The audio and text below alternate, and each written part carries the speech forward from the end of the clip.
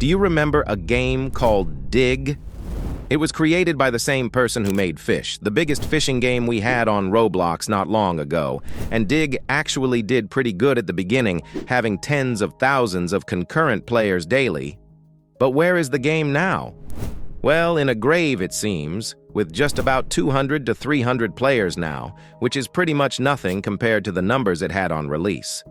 The game started off with over 70,000 players in the first tens of minutes of publicly releasing to everyone.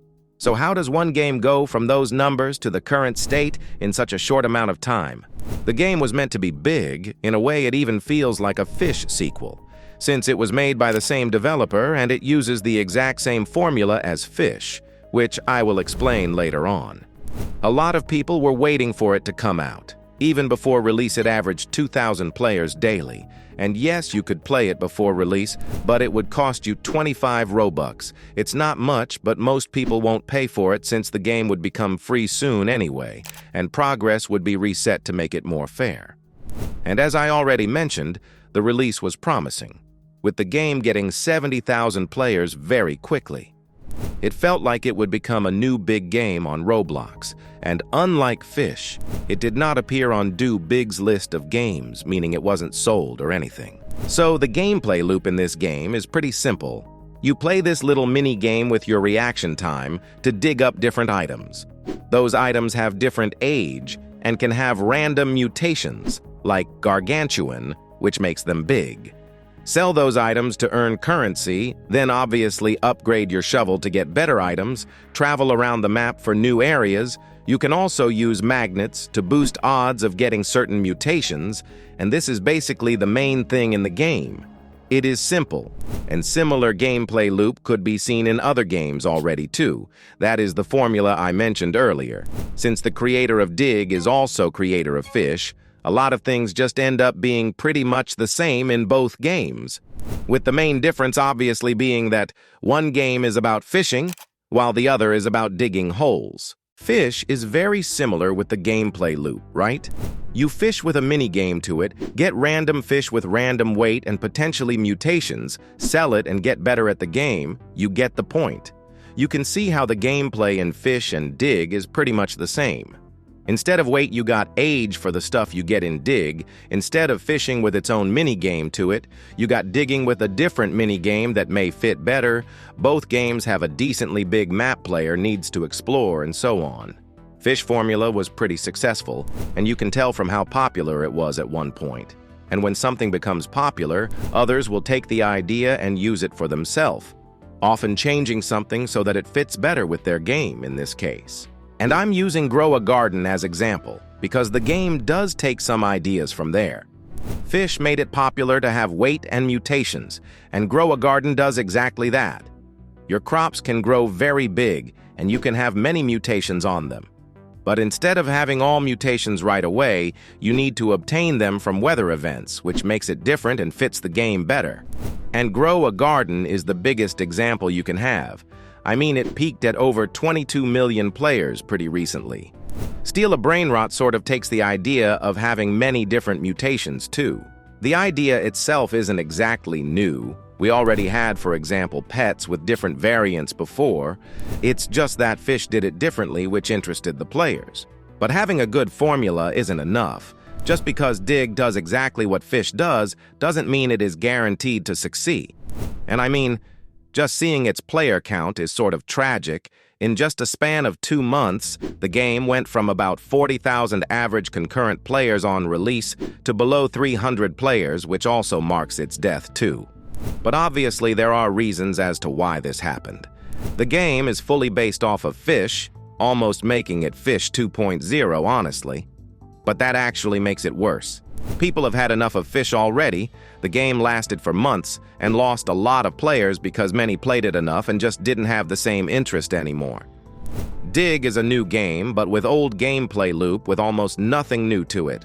So I feel like if a player got bored of Fish, they wouldn't stay in Dig for too long since they already got bored of the same gameplay loop and want something new. I think it makes sense at least a bit. Another problem the game had is updates. The content isn't always the best and often is made for those who completed last update, at least what I was told by a Dig player. And the game also not always updated weekly, which I would imagine definitely caused some people to leave. The game does try to add unique things, and while some might be good, in some cases it's not exactly the best.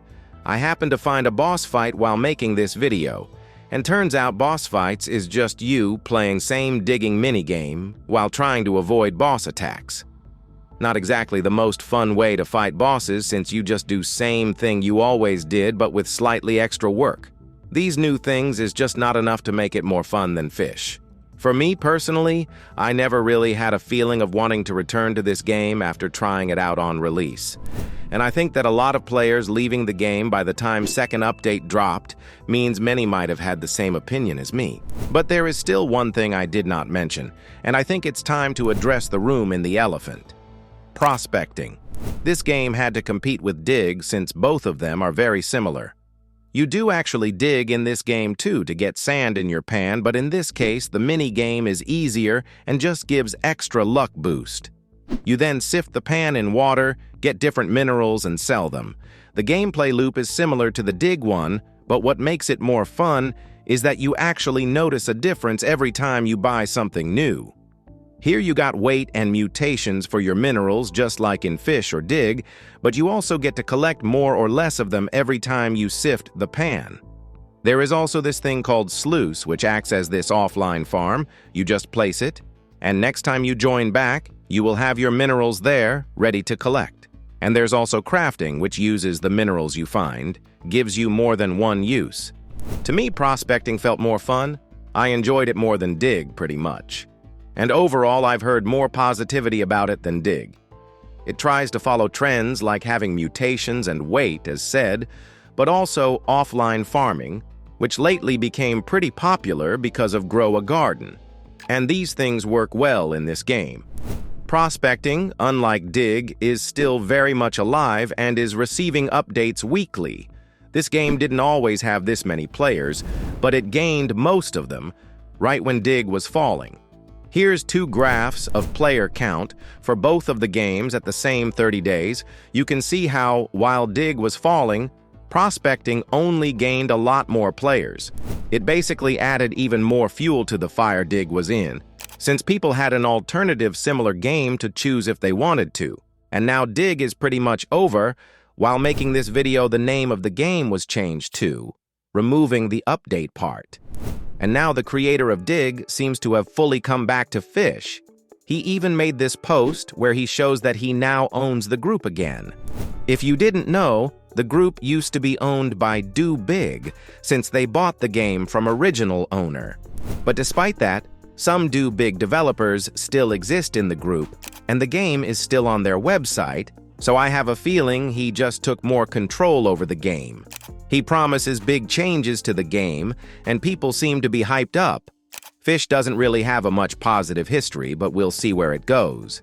And as of Dig, the game ended up being a failed project which died very fast. Like, when was the last time you've seen a game go from tens of thousands to just hundreds of players in a span of 2 months? That's what makes this fall off a bit more insane, in my opinion. Anyway, make sure to like and subscribe if you enjoyed this video. I would really appreciate that. You can watch one of these videos while waiting for a new one. They are good too.